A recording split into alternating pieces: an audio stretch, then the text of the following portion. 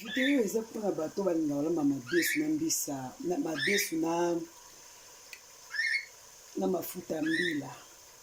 Stratégie yango omoni bandako na biso ya poto oyo soki obokalinga mafuta ya mbila esalaka solo donc esala bilinga bana bando kosola yo moko okoka te yango siko nawelakisa ngo stratégie na madesu nanga navandisaka ngo na mai ya moto navandisa na mai ya moto siko naotisa mafuta ya mbila naotokisa yango deja mai ya moto navandisa pendant 1 heure du temps na mai ya moto elembi naotokisa yango sikoyo na mafuta ya mbila omoni natokisa na mafuta ya mbila natokisa mafuta ya mbila nazwi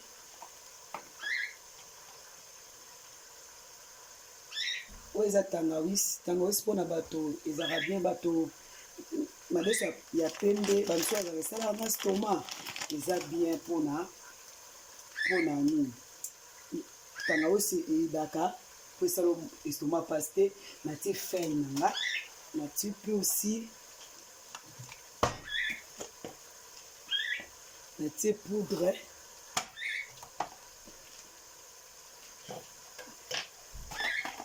natie oyo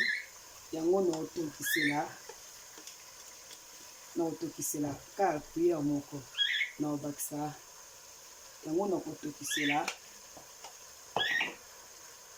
naotokisa madesu nanga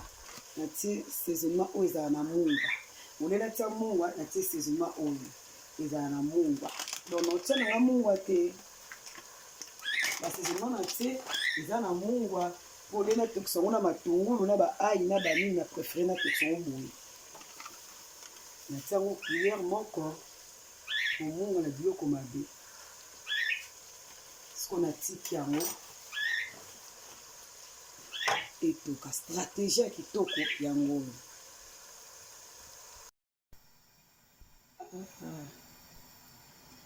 oyo eza kaka ya kotokisa pamba tande ebimi nde moto asali sauce nasali sauce te eza kaka ya kotokisa pamba donc c'est ça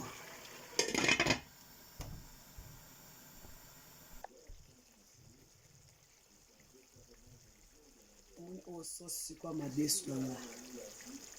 sa madesu nanga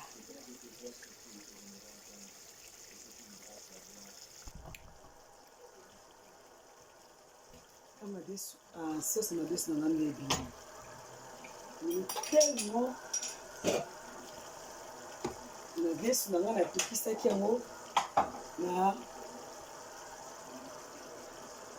mafuta mbila mpona nini ebima lokola elamba mafuta ya mbila me nasali sauce nanga na l'huile sauce nanga ebeli mpenza sikoyo nazo remplace madesu nanga oyo madesu nanga yango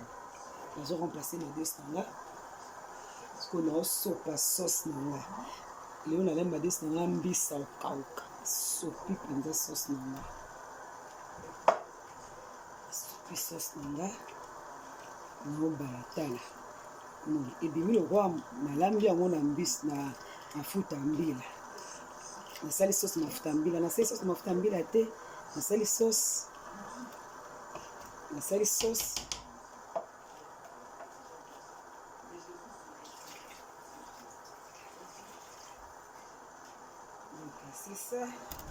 c'est ça et